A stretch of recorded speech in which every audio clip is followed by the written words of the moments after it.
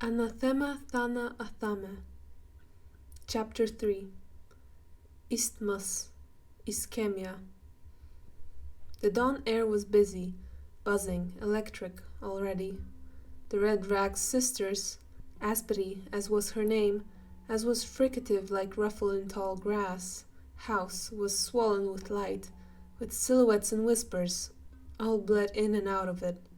Nobody budged when Burak made his way through. He was welcomed in. What a blissful change of pace from the day before, he thought.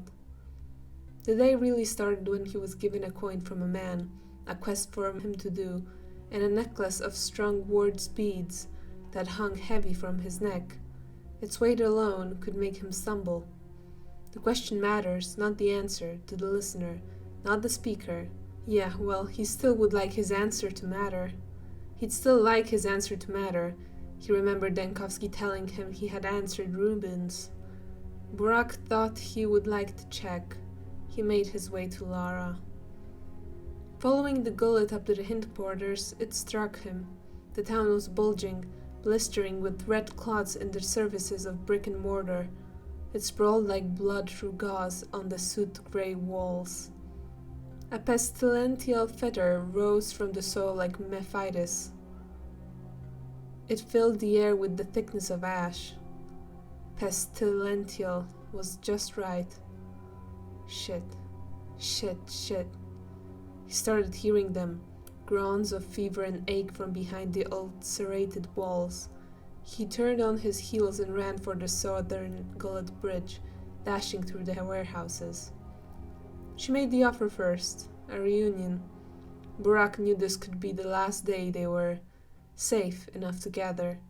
The disease, whatever it was, had already outgrown the crude sprawl and was growing some more. Its putrid breath had spread north. From the other side of the tributary, Burak could see how the houses had reddened, as if covered in rashes. He wondered, did it hop rivers? Did it follow man, child, beast? Could the boat carry it, like Charon does the dead? Could the dead carry it? He promised Lara he would try his best to reunite them all. Then, for what felt like hours, he tried. He did try. From now on, he would have to wait for midnight.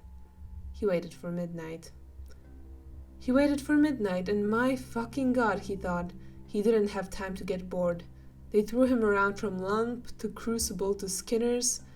The Skinners are clouded in soot. They're swarming with red things, mushed berry-like, blood clot-like, clay and ruby and spleen slice-like. He is given a cloak and a mask. He sees himself in the orderly that puts the weight on them on his arms like something else to carry. Bachelor's orders. Ah, then. To Fortress, where Notkin fights his own gaze to be hard, composed and mature in the face of fear, and fails. To Stillwater, to... The bell tolled. Its languishing, stirring peals tore through him. The tragedians had walked out. They were now perched on walls, on pillars, on stairs like white-faced crows, and they all pointed to the town hall. Clouds were rising from across the gullet. No one in the town hall was happy to see each other, especially not Reuben, who, when Burak tried to elbow him into joining them at midnight, groaned and cursed. The bachelor was somber. His head was high, his pacing strides measured. His voice, as he slowly, meticulously, and with a hint of authoritative arrogance, explained what was known to the situation, was clear. It broke once in a hint of discomposure, and it struck Burak that he was a foreigner, in this town, in this power struggle, in the face of his illness, for all he knew. None of them fared any better. At least the bachelor could talk. He hadn't lied. He did it well. Burak wondered how much of his time he spent in the capital just blabbering about things. And what things? It also struck him that the bachelor was knowledgeable. As much as it hurt Burak to yield to him, he was. His mouth was full of details and precisions that Burak could only blink at so he didn't look too lost. Still, he thought, he would keep himself from addressing him with too high of titles. For fun, as it was shaping itself to grow painfully scarce very soon. Burak learned of the fund, and his throat began to ache with hunger, with the thought of food this money could buy. He was soon to find the prices had soared. He would find that, and his stomach would turn on itself like a cornered, furious animal. We will need all the common sense and help we can get. He threw a glance at Burak. Shit, the tinctures. So he meant it. To the peculiar house where the now Doyen Kane sent him, through the thick miasma the illness puked in the snaking streets. The place smelled potently of twyrine, turpentine, and caraway. Don't be weird to me, Burak thought as he pushed the downstairs door open. He found the man, the architect who, shoulders low and eyes bloodshot, sent him. To another damned house, fine, he'd go to another fucking house. Burak still had the time to realize how familiar his eyes were. In the darkness of the attic, they looked so distinctively bright against the black canvas of a reclusive, paint-stained corner. Where else then? Where else now? The town seemed to tighten around him. It swirled and billowed. As the evening breeze came on its sharp legs, the miasma seemed to thin, to be dispersed by the bite of cold, to grow more agile, too, sifting around Burak as he escaped the crude sprawl like butterflies of charcoal dust. Burak hurried back to his workshop. He had just enough time to focus. Blood, brown, brown, black, black, blood. The 3 tinctures the bachelor had asked for. Or, crap. Had he asked for 3 of the same? Well, Burak thought, he would have to deal with the difference. He, too, was interested in what the doctor could find. It's spreading fast, Sticky said. He wanted his voice solemn. It came out fearful and croaky. Yes, Burak said. It is. I'll ask you to keep yourself out of trouble. Who are you going to heal with these? I'm not healing anybody. Sticky squinted, almost accusatory. I'm bringing them to the bachelor. He wants to study them. And Burak thought he wanted him to. It wasn't that Burak didn't trust his father's trade, but he thought maybe having these new scientific eyes on it would convince him, reassure him. That, and he wanted the bachelor to bite his tongue over the step matters comment. He wouldn't lie, he wanted that too. The machine is slow to distill. It is. I need to... He gave the copper of its round belly a few flicks. Repair it. I need to find something to repair it. And fucking fast, he thought. As if he heard that, Sticky nodded. This won't be enough to fight the disease, Burak breathed. Might slow it down, might win us some time. Sticky nodded again. What's your plan? Not even sure if I have one, kid. That was a lie. He did. Something both so fantastical, fickle, and yet unavoidable. Brewing didn't feel particularly solemn. The alembic was this old, sturdy thing. It made a rattling sound like it had a loose tooth. Burak distilled 2 tinctures and had just the time to put the last one over the embers before he was to meet Lara, Stanislav, and Grief. And he was fully ready to show up at any of their houses to drag them out by the scruff if he had to. But he really hoped he wouldn't have to. The air was cold. The fire was warm. Sitting along the circle around it where the 2 met felt like being cleaved in half, and all 3 of them were trying to find their place in the divide. All 3 of them were trying to find their place. There's not enough space to fit. There is too much of it to fathom. Emptiness stretches palpably between each of them, and around them, pushing them together. Ruben lets out a sigh, of relief, of longing. His breath rolls over the hills of the steppe like an eastern wind. Burak's lungs twitch with something akin to sorrow. He wishes Ruben would let himself see the steppe how it sees him. So you've been to the front? Medic. Burak spat like an expletive. Were you conscripted? He realized quickly there was a sore subject. Ruben's eyes darkened, and his upper lip twitched with the itch of a sneer.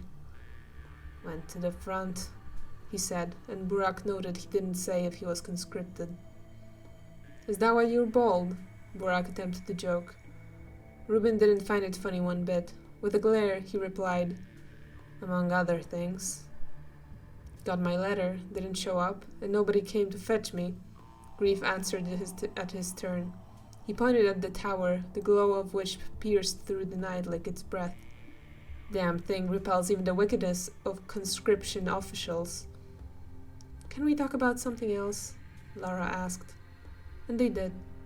Grief thinks the fires of the disease will burn the things as they are, and it will grow from the ashes the things that could be, and the things that could be are not pretty. Grief thinks he will feel right at home. Brock wishes he could feel at home. Lara thinks the fires of the disease will eat the ropes of bonds, the things that, and she walks closer to the fire. She's not afraid of being burned. She seeks warmth, and Brock sees how stock and grief, instinctively, come closer too. They think it's the pest, the sand plague, that wildfire of a disease Reuben had mentioned to the bachelor. Well, Brock knows he mentioned it to the bachelor. Brock kicks the soil off his shoe and it, dry, thin, pale, rises and swirls not dissimilar to smoke. Lara says it was not the plague that brought them together, but him. Brock is not sure if he ought to savor these words. This perhaps last time he gets to be Cub, as the nickname slips past everyone else's lips like they had never stopped calling him that.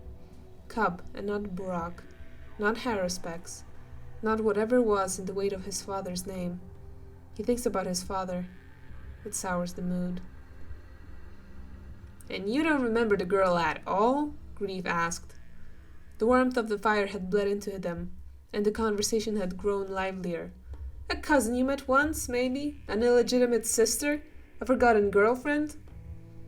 I don't even know my cousins, Brock replied. And do not speak ill of my parents like that. I was joking. Didn't laugh. And the girlfriend hypothesis?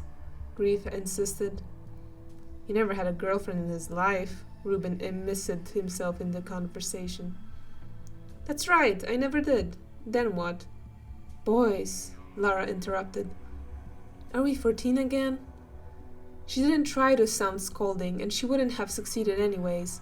Her voice was soft, melancholic for days past. Brock could hear she was trying to cherish the moment but slipped, slowly, into a dulled-edged nostalgia. I have intimacy issues. Who cares? Do you care? Cub. He's never had a girlfriend either, Brock pointed at Reuben. I also have intimacy issues, he replied. His pointed paws went right over Brock's head. See? Who cares? Brock was not losing his temper, but the emphatic rise of his voice was not completely purposeful. Drunk on the feeling of coming together again, at least, at last, maybe for the last time, until the illness burned itself out, if it didn't burn them first. Brock had missed the apologetic shrug Reuben had offered to Lara, and the shushing motion he had made in her and Grief's directions. He had also missed the compliant shrug they gave back. Between that woman, Brock eventually continued as he calmed down, trying to force silence out of the group and indulge, just a little bit more, in pointless chatter. And the kids who latched onto me like orphaned calves. What now? Reuben interrupted. If a cow loses her calf at birth and there is, in the herd, a calf that has lost its mother, Brock intently explained. The heat of the fire was starting to get to his head. If he was any more of bad faith, he'd blame the dregs of last night's twirine settling at the bottom of him. You put the two together. Then, if you're lucky, the orphaned calf will imprint on the mother cow, and the mother cow will imprint on the orphaned calf, and she will lick it dry and clean. Have you gone nuts? Grief asked from across the fire. I'm talking about cows. Cows. All but Burak shared a glance. Tight smiles tickled the corners of their mouths, and Burak knew they thought he couldn't see it, and he would gladly say weirder stuff if that meant they could share a good moment, and not one torn by anxiety and sorrow. Your nerves are fraying, Reuben said, as if his own were not. Had a bad beginning of the week, Burak sobered. Won't lie to you, I've had a bad beginning of the week. I wish I could go get a drink. What's stopping you? I'm not going to the bar, he scoffed. The two weirdos are gonna do telepathic tricks on me again. A rise of eyebrows coursed through the group. Again? Yes, again. He didn't want to elaborate. Reuben shrugged. If you go there often enough, they start to merge with the walls. How do you know? Burak turned to him. You go there often? Why? Stanislav frowned. A deep cleft cut through his forehead, and his mouth soured. Should have shut my mouth, Burak thought. To drown my stress and grief, evidently. He turned to Philin. Not you. I can swim. Burak caught the pensive smile on Lara. Like the good old days, eh? Then her mouth soured too. The wind shifted, and a mist, forward smell of soot and sickness followed the hills from the north. It got cold. Then they extinguished the fire. It felt like a funeral. One more. One of many. In the last sparks of light, they noticed something by the train tracks. Something small and bipedal. That's your Shabnak, Grieve snickered. Shut up, will you? Lara had immediately scolded him. I've heard of a child living here. Yes, a tiny orphan thing, often wandering alone. Orphan thing, eh? Burak wondered if people thought of him as wandering alone. Sure felt like it. Burak gathered the tincture that had brewed, and hurried to the still water. He had managed his time like utter shit, and his chances of catching the bachelor awake had thinned to nothing. He'd wake him up if needed, he thought, and then thought about the sharpness he had in his eyes and how it would feel tearing through Burak if he kept the bachelor from getting his beauty sleep. Tough luck. He shoved the vials in his pouch and pockets and hurried across the gullet. The air was putrid and dense as the wind had turned. It carried black specks and wire pollen in a thick, heavy amalgamation. West of the warehouses it thinned, grew closer to mist. Then it seemed to dissipate entirely, and Burak took a long, welcome breath. When he first spotted him, Burak thought he was a crow, but it was the bachelor, brisk and brash and balding, cutting from a narrow street and into the spleen. Where the hell was he? Where the hell had he gone? Burak guessed he could have just left the theater, but he seemed agitated. He decided to follow him at a distance, going back and forth, wondering whether he should call out his name or should stay away far. The answer came to him plainly when he saw the bachelor was wielding a knife. Met with the muggers already, I reckon. The blade was long and sharp, the handle fit for a hand. Burak could guess he had bought it from Grief, and it almost made him snicker. Burak followed him then, trying to keep a few houses between them at all times, balancing being far enough as to not creep him out, and be out of knife's throw's reach, but close enough to make sure he didn't run into more trouble. The vials started feeling damn heavy, and Burak would like the bachelor not to get mugged so he could dispose of them at once, shaped up to be harder than expected. Jesus Christ! The bachelor was damn fast on these thin legs of his.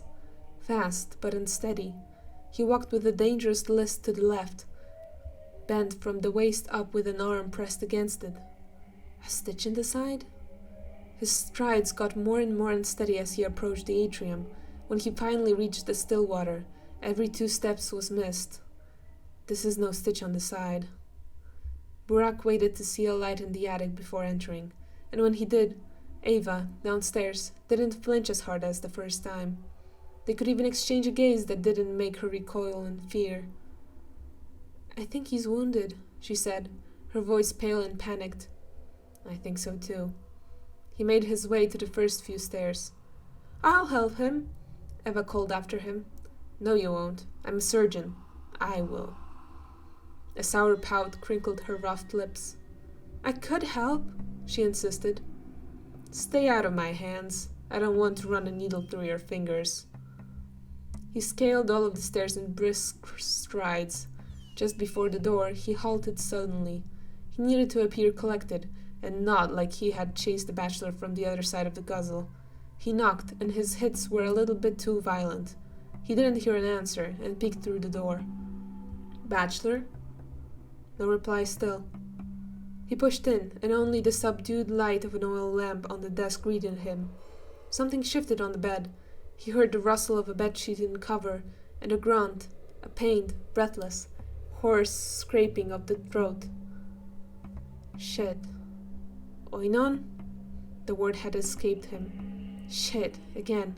He, in a blink, came to terms with it when he realized he had done well the job of catching the bachelor's attention, who was now staring at him, staring from under the sweat-wet brows, his dark eyes almost black as he heaved, face grown pale, lungs swelling with labored breaths. He saw Burak. He looked at him for what felt like minutes, trying to inhale and exhale slowly, arm pressed against his side. Burak noticed something growing red against his sleeve, darkening the burgundy of his vest. His jaw jutted as the realization set in. "Burak!"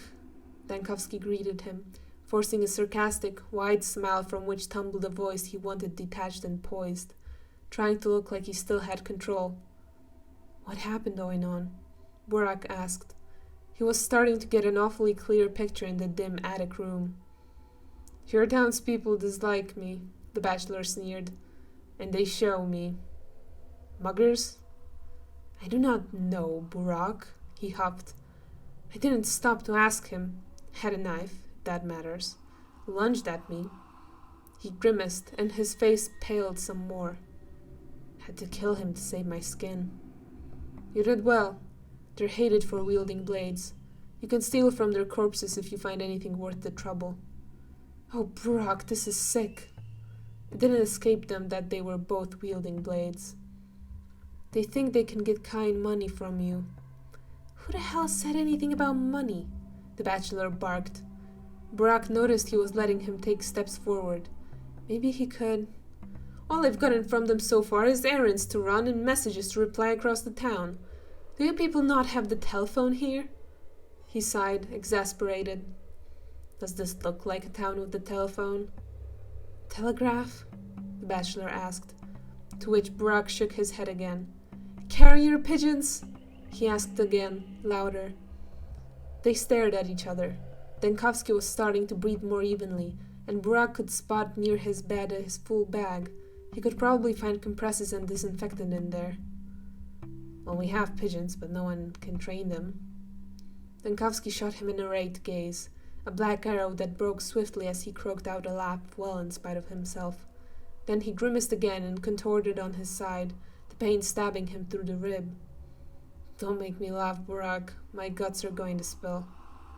It struck Burak that he was hurt, with no way around it. "Let me see." The bachelor scoffed. "I can take care of myself." Burak saw how his hand shook. His wrist was red with spilled blood, and his fingers struggled to open the buttons of his vest. "Why should I?" Dankovsky asked. It felt more like he was giving Burak a reason to convince him. "I'm a surgeon. It's my job to stitch people close." This seemed to do it. Dankovsky slowly, painstakingly, shrugged off his coat. When Burak reached out to take it away, he waved it off swiftly. Burak could now see how the blade had gone through the layers of cloth. The wool of the vest bore a horizontal slit, the lips of which looked damp with blood. The white shirt underneath had been cleanly cut through, and threads of its interwoven cotton peeked through the vest like a red cobweb. The stain was growing. Dankovsky managed to undo his vest. He chucked it off to the side with apparent difficulty. He worked at pulling the hem of his shirt out of his pants, and it hit Burak that, damn, this had taken a turn. Both out of respect for the bachelor's privacy. What privacy? He had to undress to get a wound taken care of. And because the scene was awfully familiar to Burak, searing the back of his eyes and of his throat with the persistent, haunting disgust of having had to do that before, he turned to the bachelor's bag and combed through his belongings for a silk thread and soldering needle. The oil lamp had to be brought to the bedside. In the dim light, Burak could finally see it. The cut was sinuous and twisted, uneven as could be guessed where Dankovsky had suddenly shoved his attacker away. It followed the curve of the coastal arc, where the skin was taut and thin, tauter and thinner as the bachelor lay back, biting onto the thumb of his leather glove. The blood appeared black in the penumbra, wet, slick. Burak cleaned it and gauged the depth of the cut, a surface wound. The bachelor had been filthy lucky. It felt unreal how composed the bachelor was trying to show himself to be, even as Burak pulled the two lips of his wound together with a curved needle. He forced himself to breathe deeply, to let his head fall on the pillow behind with an almost reprehensible amount of restraint.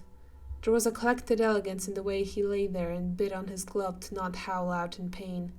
It felt crass for him to have this much control on his breathing, and as twisted as it could make him, Burak was proud when he heard him spit out a curse.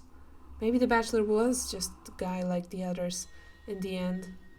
He had refused painkillers, which Burak found both arrogant and, shockingly, for the type of guy he thought him to be, selfless. There. Well, try to not do anything too harsh that would tear those stitches open. I don't know if I feel like redoing them. I'll make sure to tell the muggers that Dr. Burak would be really mad if his hard work was desecrated. Dankowski snickered. Do you mind? When Burak raised his eyebrows, Dankowski gestured at him to turn around. He then took off his shirt. Burak hopped on his heels and walked to the center of the room. Well, Burak eventually said, I actually had come to bring you the tinctures you had asked for. He heard the bachelor stifle what sounded awfully like a sigh of relief of satisfaction. Leave them by the microscope, then. I'm quite awake. I'll study them tonight. Then the rustling of something. Once I'm done sewing these holes up. You've brought a sewing kit? You ought to when you travel, Burak. You ought to. He sighed. I had a long trip there. Soles of my shoes could have fallen off. I could have worn through my socks. But you didn't. But I didn't. And now some maniacs have taken upon themselves to tear through my vest. I'll leave you to it. Thank you, Burak. Burak met his eyes, and he realized he also meant it for the stitches. Good night. Good night. Don't get shanked on your way home. I think they fear me more than they do you, Oinon. Dankowski crushed a stifled laugh against his palate, and he snorted. Burak pointedly closed the door behind him when he left. Downstairs, Ava had been waiting nervously. How's he doing? He'll live. Her face grew pale. He's fine, corrected Burak intently. Don't bother him too much. Stitches are fragile. I didn't intend to. Burak also pointedly closed the front door behind him when he left. Following the arterial road of the atrium, he felt followed. Something, he thought, was trailing him. No, dawning on him, with all the weight of the sky, making him bend his spine under it. It was touching him. It was graceful, delicate scratch. It was a cumbersome, aggressive caress. Its shadow walked before him, stretching even past the bridge. Its light was lunar and opaline. It was the damn thing, the damn tower. Burak picked up the pace, fearing it would take flight and land on his shoulder like the swarming crows that the sky seemed to puke on the town since early morning. In the warehouses, the pale glow of the tower seeded the ground to the orange light of lanterns, and its ethereal lightness to the roundness of rust. Burak sighed in relief.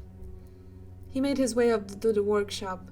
Things didn't quite look as he had left them, but he realized the kid had been there. Nothing to worry about.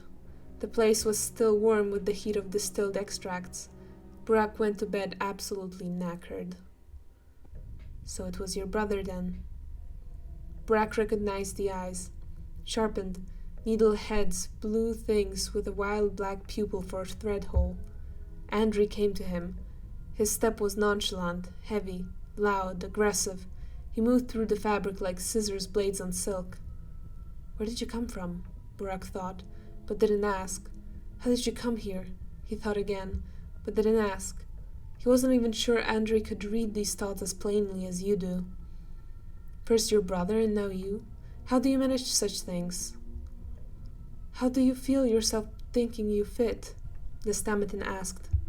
His voice was cold and accusatory. How do you think yourself feeling you fit? Are there still hollows to squeeze yourself into like wet clay? Why the mean tone, buddy? Are you welcome? Do you feel like you are welcome? Do you think you are welcome?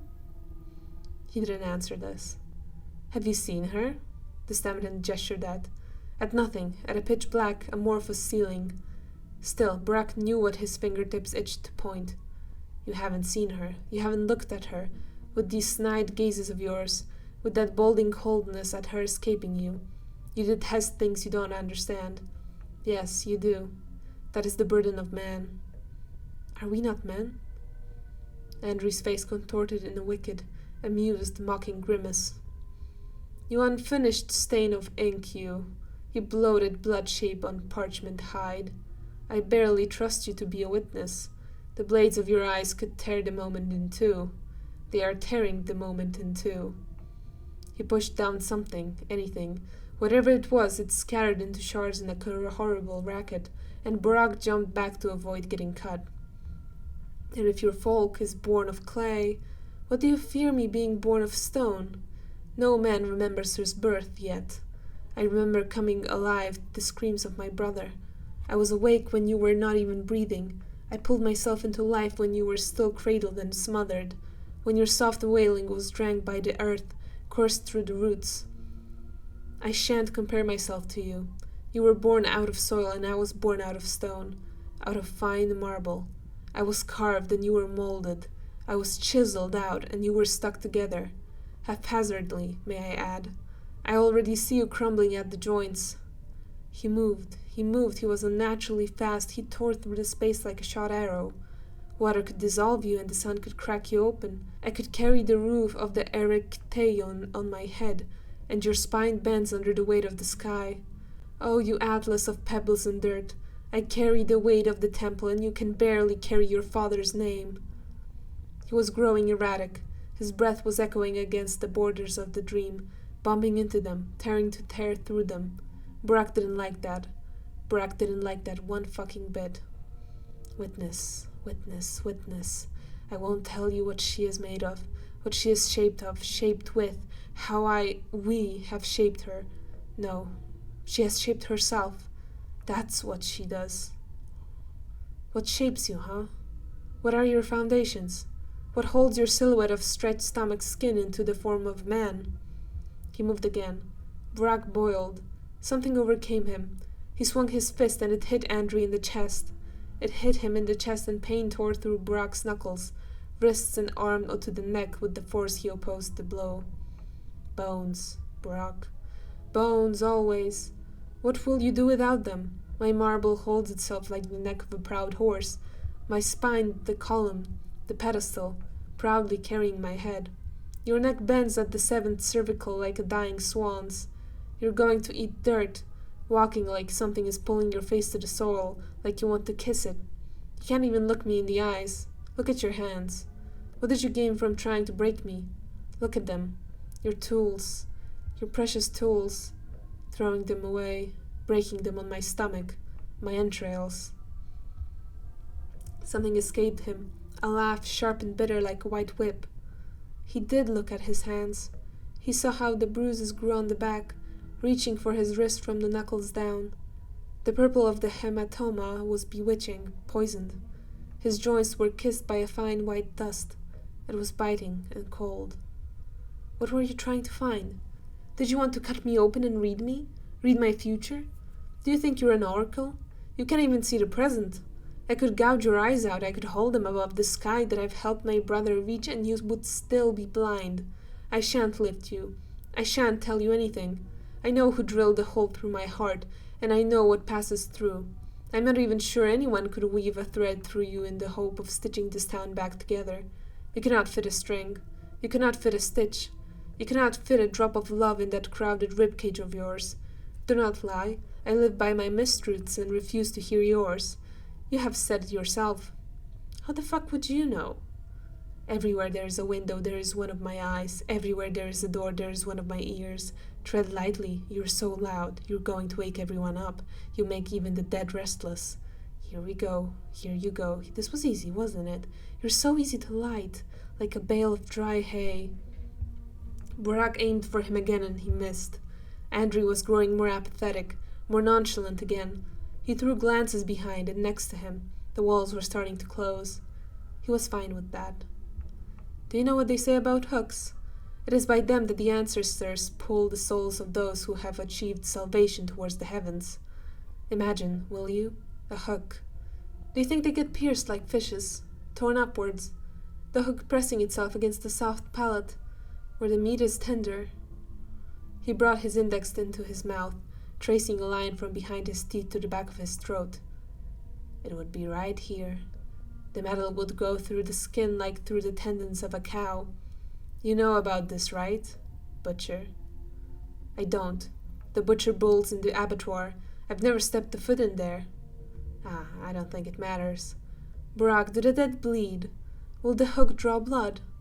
Will their essence spray over the tender new grass? His index finger pushed against his soft palate and stabbed through it as it had become the curved blade that came through his face, like a fish. Brock didn't see it coming through his face. The horrible piercing noise shook him awake. There were two options, really. Either the twins had a hand in the shaping of these dreams, in which case they had a problem with him, or they didn't, and he had a problem with them. One of these two warranted confrontation, and he didn't know which one would have him get out of the broken heart of the loft alive. He had a bad feeling about these two and the whole staying alive thing. Black velvet shreds clung at the corners of his vision as he slowly emerged, tense and heavy like he was nursing a bad hangover, and for a moment he stilled. The walls of the lair seemed to swallow them at once, and Burak stepped out of bed. "Are you awake?" Sticky called. His voice was thin and nervous.